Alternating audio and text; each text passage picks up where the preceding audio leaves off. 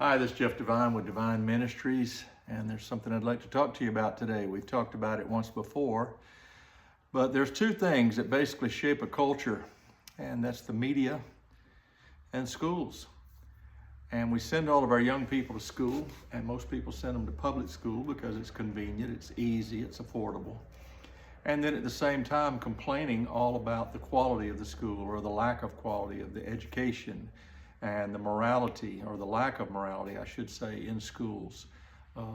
Churches and pastors and Christians everywhere especially complain about all the things that's going on in the schools and all the gender studies and the woke ideology and those kind of things. And so it's kind of ridiculous that all we do is complain, but then nobody comes up with a solution, or nobody's willing to do what it takes to solve the problem. And so it occurred to me a while back, and I think I've mentioned this once before, that we've got churches all over this place. We've got churches on every corner, and it's bad enough that they've spent thousands, in some cases millions of dollars of God's money instead of doing outreach and doing the things that the church is called to do, but they spend it on buildings, building these cathedrals, these big buildings that then they've got to maintain and spend hundreds of thousands of dollars to build them and maintain them. And they're using them, how many hours a week total? You got Sunday, even if you have Sunday morning and Sunday night service, and even if you have a Wednesday night service, all total, you're still not talking about 2 days out of 7 that they're really utilizing that facility. Now, when we were in Thailand, we got credentialed. We went through all the training and everything we could to start a learning center in our facility, in our orphanage. And we taught all of our children with Christian-based curriculum. And there was a diagnostic program that you put every child through, because see, the school system here in America is time-based. You've got to get at 6 years old, they got to be first grade. By 18, they've got to be graduating. And so they push them along because the goal is to get them out. And the goal is, or the objective is, what age are they? And that's what grade you put them in, regardless of their level of reading or math or whatever. Well, this diagnostic test we used, it was education-based. The whole goal was to educate the child to the best of their ability. And so they would sit down, take this diagnostic test, because every kid's not the same. So you can't stick them all in a classroom and lecture to them all and expect them all to get it in the same way. So this diagnostic program, you might find a kid is really great in reading comprehension. They might be really good at science type things, but maybe lacking in math or maybe science or some other area. So it would tell you at what level they're at, and then the curriculum was tailored to that child's level where they were, and designed to take them as high as they could go in that area, potentially to reach their greatest potential. And so that was the goal. It had nothing to do with where they should be at what age. It was about when can you get them to learn as much as they're capable of learning in a particular area. Because every kid, you can't expect every kid to come out of school and be a math genius or to be a science genius. We all have different personalities. We all have different strengths and weaknesses. And it was designed to help them reach their potential, whatever it was. And so it worked great because the curriculum we ordered was tailored to every child. And the way we studied through School of Tomorrow, the educational system, the process by which we educated, and it was a great system.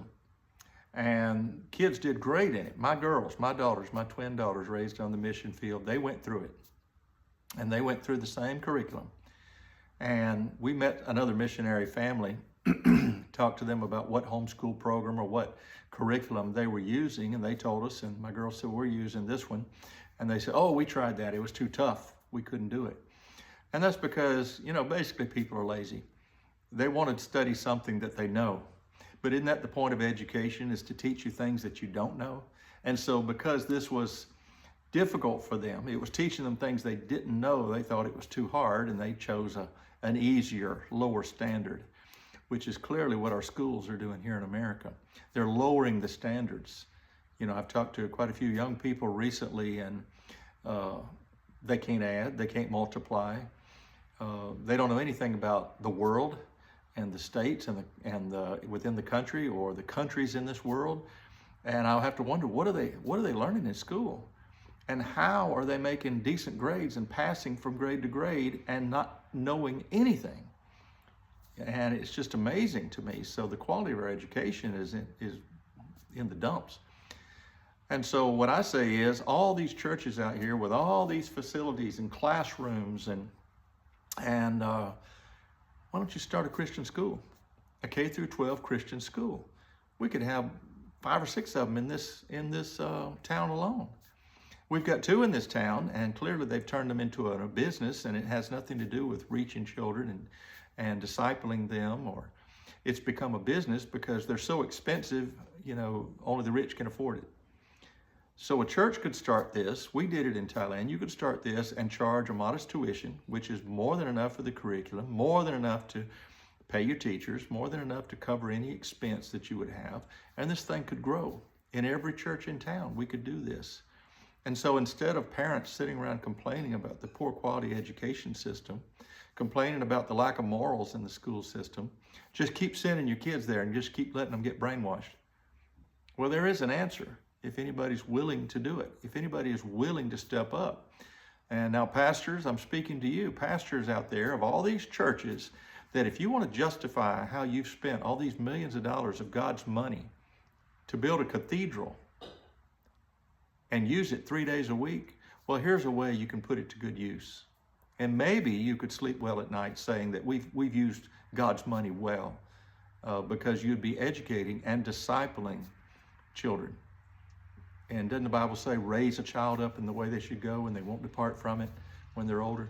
Well, this is the way. And so this is something to think about, and I'd like for you to think about it. And if you like what I'm saying here, you want to hear more, get in touch with me. If you'd like to question me about how maybe you'll go about this, I'm willing to help you in any way that I can.